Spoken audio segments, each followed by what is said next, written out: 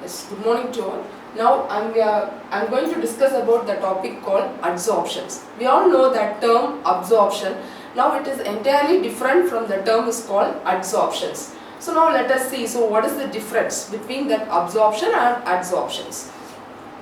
So in that adsorption, we are going to discuss about the definition of adsorption and the causes, classification and isotherm, and finally the applications of adsorptions. Then coming to the definition.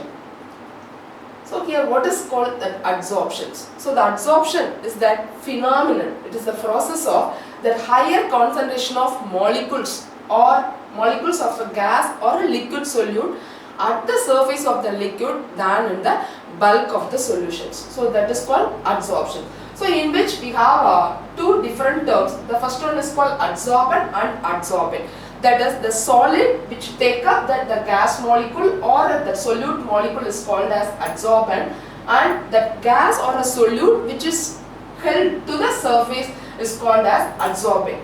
There are a lot of adsorbent we have. The very well known adsorbent is called the charcoal, silica gel, alumina and clay materials are used as an adsorbent. Even nowadays that adsorbent, the adsorption, the process is commercially used in the well-known shampoos and in paint, etc. Now it's time to see that the difference between the absorption and adsorptions. So from the figure itself, what is that we can clearly understand that terms called the absorption and adsorption. That is, that absorption is nothing but it is that the bulk phenomenon, that is that substance is distributed, the uniformly distributed throughout the bulk of the systems. But here that adsorption is a surface phenomenon. Here that only that molecule that is seated on the surface of the solid, not in that bulk of the solid. So why does such adsorption occurs in that solid or a metals? So here it is nothing but it is due to that the consequence of surface energy. When the molecules in the bulk, they have that it is entirely surrounded by the other molecules. But in that the molecules in the surface not totally covered by that other molecules. So there is a deficiency of bonds. That is, the atoms on the surface experience a bond deficiency. Such a case, so it absorbs, it tried to absorb the other molecules, so that it has that the consequence of the surface energy. In terms of thermodynamics, we can clearly explain that why such adsorption is occur in the systems. In terms of thermodynamics, that is that the surface energy decrease is appears in the form of heat. So that is that heat is appeared as negative, that is that process called exothermic. That is the delta H is become negative. Delta H is become negative, that process is exothermic. So in that likewise that adsorbate molecules also have what is that the tremendous effect on the surface, that is delta S is negative. Isn't it? So here the randomness of that the gaseous molecule is decreases when it is adsorbed on the surface. So both the terms delta H and delta H is negative. So for any spontaneous reaction, the change in gives free energy, that is delta G is equal to delta H minus T into delta S. Now both the terms delta H as well as the delta S are negative. So finally the delta G is also a negative, that is it is a spontaneous process. So when at the equilibrium case, when the delta H goes on decreasing and delta S also goes on decreasing, so at equilibrium the delta G is become 0. At this value, that delta H and T into delta S or the terms are equal, the values are equal. Now the delta G is become 0 at equilibrium case. So now so due to this effect, what is the consequence of surface energy, the adsorption is occur on the solid or a metal surface, whatever the case. So next, coming to that, the types of adsorption. That is the based on that bond involved between the adsorbate and adsorbent, that adsorption process is classified into two types. That is, the one is physisorption, another one is chemisorptions. So adsorption is not always a physical phenomenon. Even some case there is a chemical bond involved between the adsorbate and adsorbent. Such a case we have the physisorption and chemisorption. First, coming to that, let us see that the difference. So in what are the ways the physisorption is differ from the chemisorptions? So the first one is the bonding. Here in physisorption, the bond is the V and it may goes to the long range. So we have that possibility of the multi-layer adsorptions. We know that the surface of the solid in which the gas molecules are adsorbed. Here that the van der Waals force is long range, so we have that the possibility to get the multi-layer adsorption. But in the case of chemisorption, here the bond between the adsorbent and adsorbent is very strong and it is a short range. So we have only the monolayer adsorption. That is there is no possibility of this multi-layer adsorption. And coming to that enthalpy of adsorption process, here the enthalpy is 5 to 50 kilojoule per mole, and in the chemisorption it is 40 to 800 kilojoule per mole. Because in physisorption there is that very weak bond between that adsorbate and adsorbent, so there is that enthalpy of formation, that is the delta H value is very minimum, but in chemisorption it is a maximum value. And the saturation, that is it has the possibility to get the multi-layer adsorption, but in chemisorption we have only monolayer adsorptions. And the next one is the rise in temperature. When you are increasing the temperature, that magnitude of adsorption is get decreased in the case of physisorption. Similarly, when you increase the temperature, the chemisorption is increases. The reason is here, then the physisorption, that molecules are randomly motions. When we increase the temperature, it get excited, so that the possibility to get adsorbed on the surface is minimum, so that it get decreases. And next one is the nature of the physisorption and chemisorption. Here that physisorption is a reversible phenomenon, that is, there is a possibility for desorption. So once that adsorbed molecules, the gas molecules may get desorbed from the surface of the adsorbent. But in the chemisorption it is irreversible, because there is a strong bond between the adsorbent and adsorbent, so the process is irreversible. So now coming to that, so what are the factors influencing the adsorptions? So that majorly the four factors are involved. The first one is the temperature, pressure, nature of gas and nature of the adsorbent. The first one is the temperature. So here that in both, either in a physical adsorption or a chemical adsorption, here that adsorption increases with the decrease of temperature. So when you decrease the temperature, the adsorption increases. And the pressure, here the adsorption increases with increase of pressure, that is, it is directly proportional to the pressure. And the third one is the nature of gas, that is, easily liquefiable gases adsorb more than the permanent gas. So if you take easily liquefiable gases, for example ammonia, HCl, and that gases are adsorbed more easily than the permanent gas like hydrogens, chlorine and nitrogens, because here then the easily liquefiable gases, that van der Waals force of interaction is more predominant than the permanent gas, so that the easily liquefiable gases have more capability to adsorb on the surface. And the last one is the nature of adsorbent, that is, the greater the surface area, we have the greater adsorption. When we increase that surface area, that more number of molecules can accommodate on the surface, so that nature of adsorbent also play an important role in that adsorption process.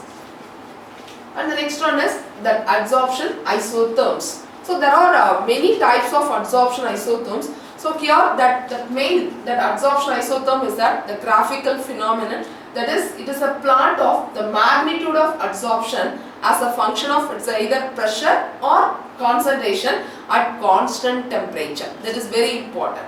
Here we are going to discuss about the three different types of isotherms, that is, the first one is Freundlich, the second one is Langmuir Isotherm, and third one is BET, the BET isotherm. The Freundlich isotherm. So here the surface of the solid is heterogeneous. Surface of the solid is heterogeneous. That is the heterogeneous adsorbent surface with different adsorption site. But in the case of Langmuir isotherm, here it is entirely different from Freundlich. Here the surface is homogeneous. That is the adsorption. All the adsorption sites are equal. And third one is wet isotherm. Here that molecules may absorb more than one layer thickness. That is called multi-layer adsorption. First, in detail, we are going to discuss that Freundlich isotherm. It is derived by that given by the scientists called as Freundlich and Custers, and they have derived the empirical formula that is called Q is equal to K into P to the power 1 by N, or in terms of concentration we have the Q is equal to Kc to the power 1 by N. Here the Q is that magnitude of adsorption, or otherwise called the mass of adsorbate or mass of adsorbent, and P is that the pressure of the gas, or otherwise the equilibrium pressure, and C is that the equilibrium concentration, otherwise the concentration of the adsorbate molecules. And the K and N are constant. Here the value of N is between 0 to 1. You see that from the graph, when we increase the concentration, the magnitude of adsorption is also increases. When we reach that at a higher concentration, that the magnitude of adsorption is become 1. That is that limitations are for the Freundlich isotherm. So because it fails at high pressure, because at high pressure it's become that all that surface of that adsorbent is saturated, so it fails at a very high pressure or at very high concentration. The second one is Langmuir isotherm. So here it is given by the scientist called the Erwin Langmuir. Here before he entered into that's Langmuir isotherm, he have some assumptions to that derivations. The first one is the uniformity of sites, that is called the homogeneous in the adsorption. And second one is there is no interaction between the adsorbed gas molecules. There is no such interactions between the gas molecule. And third one is there is a possibility to get the monolayer adsorption, and in which all that molecules follows the common mechanism. And finally he derived an equation, that is semi-empirical formula, that is given by that is Q is equal to Q max Kc by 1 plus Kc. Here also the Q is that the mass of adsorbate, or otherwise called the magnitude of adsorption, and Q max is that the maximum adsorption. That is, it reaches the point called saturation. And the K is that constant, and C is that the equilibrium concentration. Instead of concentration, we can use that pressure also, that is, this Q is equal to Q max Kp by 1 plus Kp. That is, this formula is also used for Langmuir isotherm. Here in which the same, the Q is that the magnitude of adsorption, Q means as the maximum adsorption, and K and P is the pressure of the gas. So in which we have the two different cases. The first case is when the pressure is low, that is when the Kp is much more less than 1. In this case, so that the Q is become Q max into Kp, that is the power of Kp is 1, that is it follows the first order reaction. When second case, when the Kp is much more greater than 1, in this case the Q is become Q max, that is the Kp to the power term is become 0, that is called zero order reaction. So now, at low pressure or concentration, it follows the first order reaction. At high pressure or high concentration, it follows zero order reaction. So in between that moderate temperature, we can have that graph, that is Q is equal to Kp to the power 1 by N. So it is validated with that Freundlich isotherm.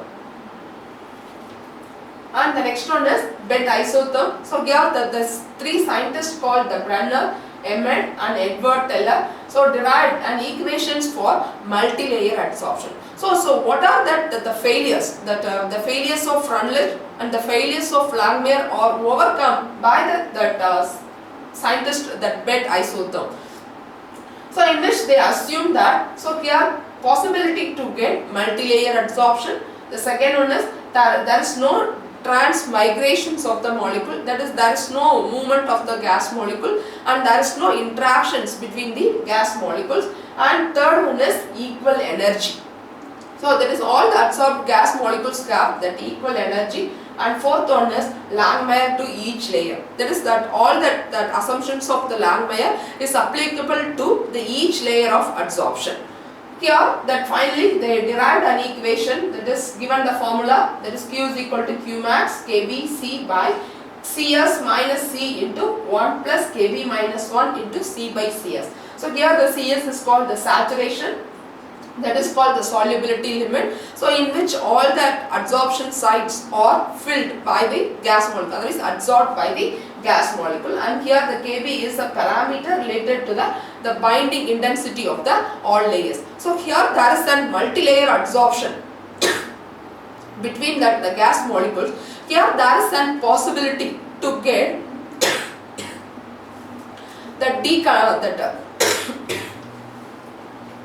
that is the possibility to get desorption. So from the graph itself we get the Q max. After that Q max, so the graph becomes the linear, so it is increases with that the concentration term.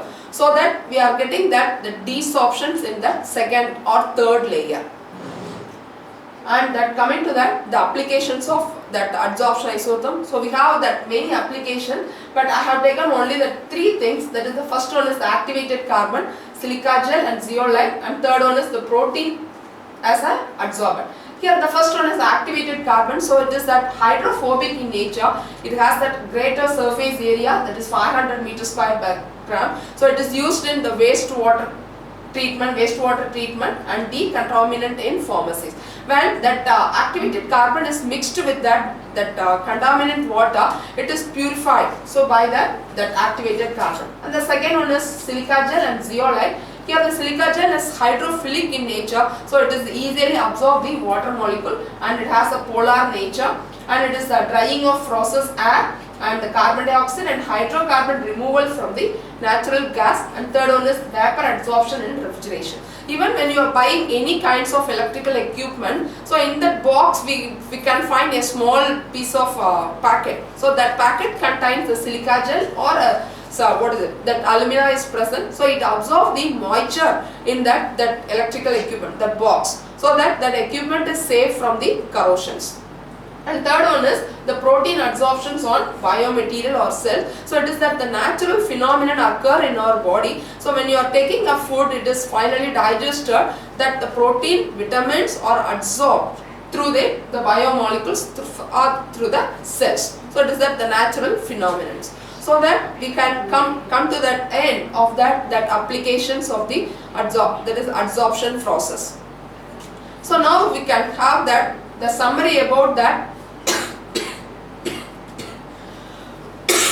Summary about that adsorption. So finally we come to that adsorption is that surface phenomenon, and there are two types of adsorption, that is physisorption and chemisorption, and here the delta H and delta S are both are negative, and we can have that adsorption isotherm, that is there are many types. There is monolayer, multilayer. Then that multilayer there is an capillary decondensation of that gas molecules occur, and we had that applications of that adsorption process, and very particularly it is used in heterogeneous, can be used as a heterogeneous catalyst, and it can be used for water treatment. And thank you for your